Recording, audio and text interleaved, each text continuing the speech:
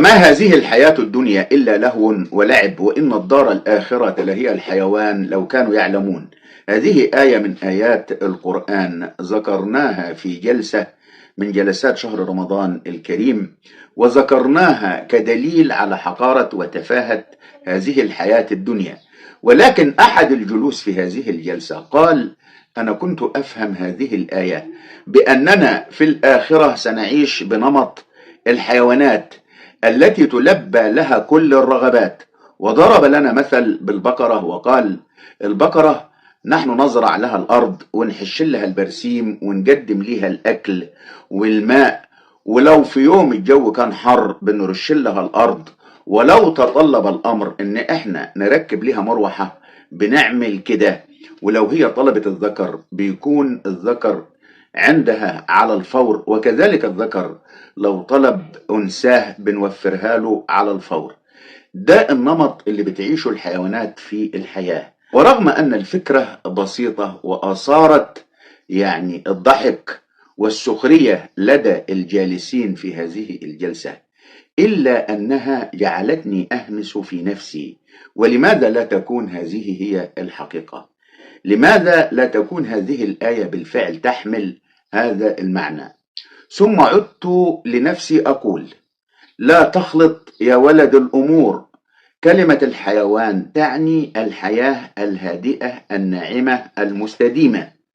ثم عدت لنفسي أقول: طب هي تفرق إيه؟ ما هو نفس المعنى اللي في كلام هذا الشخص. وساعتها بدأت بالفعل أحاول إقناع الجلوس بأن هذا المعنى قد يكون معنى صحيح وقد يكون هو الصواب. وضربت لهؤلاء مثل بالأشخاص الذين نراهم في هذه الحياة وهم يدعون لأنفسهم الثقافة والتنوير، وأنهم حماة الإنسانية، وأنهم هم من يدفعون عجلة الحضارة إلى الأمام.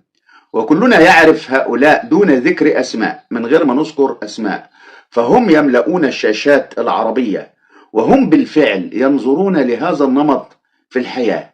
إنهم ينظرون للحياة أنها امتلاك لكل وسائل الرفاهية المادية والحرية الجنسية، وهم يروجون للمثلية، وفي نفس الوقت يستنكرون على أن يكون للمؤمن في الجنة حورية، ظنا منهم بأن الجنة مكان كله قدسية. يعني تجد داخلهم أفكار متناقضة وغبية، وهم لا يمتلكون إلا قدرة على التلاعب بالألفاظ والكلمات.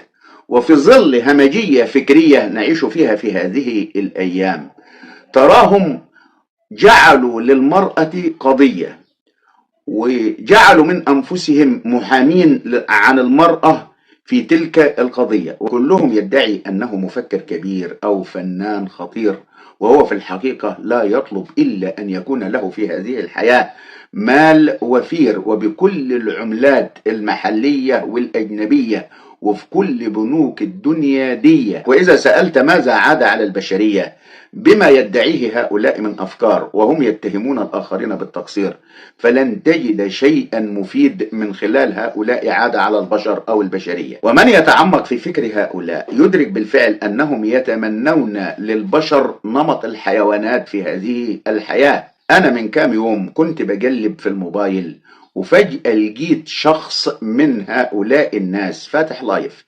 فدخلت اللايف ولا أدري إن كان هو شعر بوجودي في اللايف أم لم يشعر بذلك، لأن لهؤلاء جماهير رفعتهم لمستوى الفنانين، فهم لا ينظرون إلى الغلابة أمثالي أو إلى تلك الغلمان التي من وجهة نظرهم لم تنضج فكريا بعد.